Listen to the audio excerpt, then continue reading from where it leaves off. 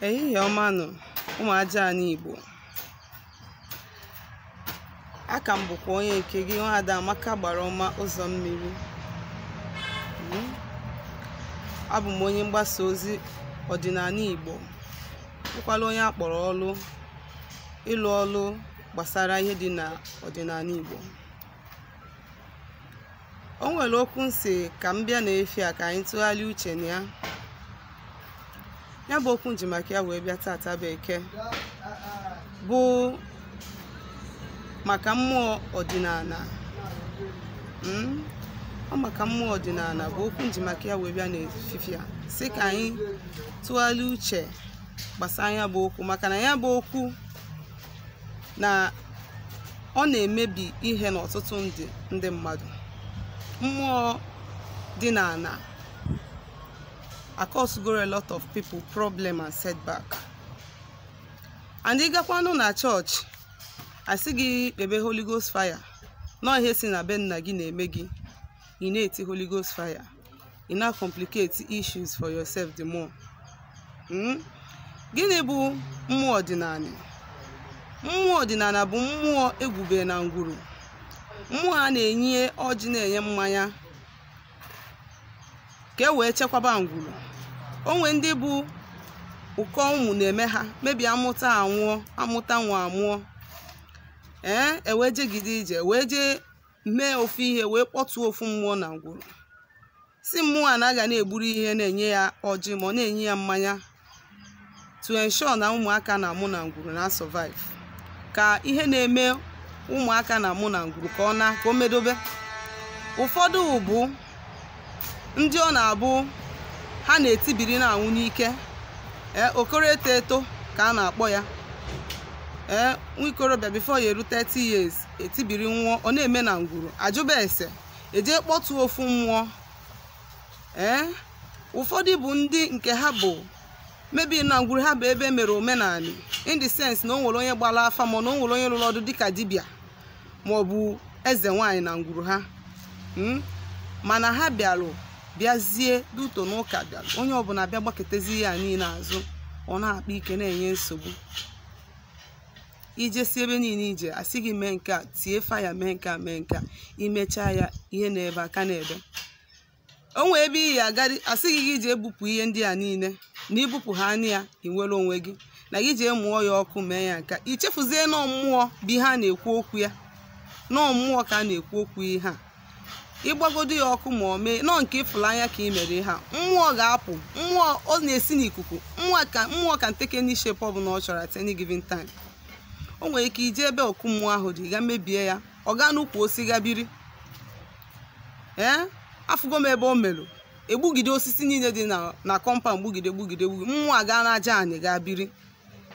That this is to tell you na mmụọ ka ọ bụ na o nwere ife imegidelu wee chụọ ha. N'ihe dị ebe anwa bụ ịmala ife ha na-enye ya, olesizimo nke na-eri isi mmadụ. Mana ọ bụ ha kwa anụ ewu ma ebini ma efi ma ọkụkọ nke ọ na-eri inye ya. Gị nwa na-agado ụka sef, ọ na-abụ ịga ụka ofu ụbọchị ị nara aga Sọnde na-abịa abịa, ọkwa ịga tata ịga Sọnde ọzọ na-abịa. Ọkwa inye onyinye taa ị ka ya enye Sọnde na-abịa abịa, ma ị werekwa na ya nọrọ ebe ahụ nọ n'oche si Chukwu na ọfụ na onwere ka ọha gị. Ụta ka ọ dị. Ihe ndị a chọrọ bụ recognition. Fe nidiro ka ị bịa gbuwelu for onwe gị. What they need for you to recognize na fadi.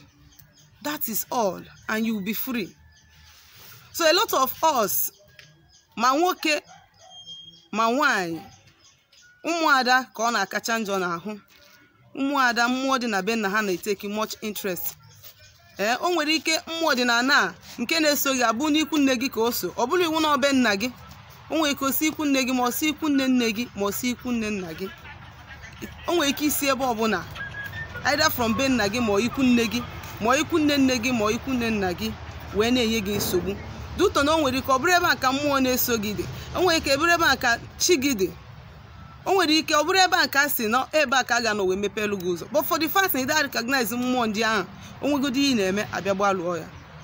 So ọ dị mkpa na onye ọbụla bụ nwa Igbo ga-analụ ma ị na-arute ogodu onye ka mmadụ ji enwe onye na-alụrụ ya ọrụ ma onwe dibịa. Ka ndị ọzọ asị my pastor, ị nwelu dibịa ma nwee eze nwaanyị onye ga na-alụ gị ọlụ ga na-emecha edoziri gị ihe dị n'ụzọ gị ma ị nọtagodu na o nwere aja ya achụpụrụ ndị a wee nye ha ka a maa na uche gị dị ebe ha nọ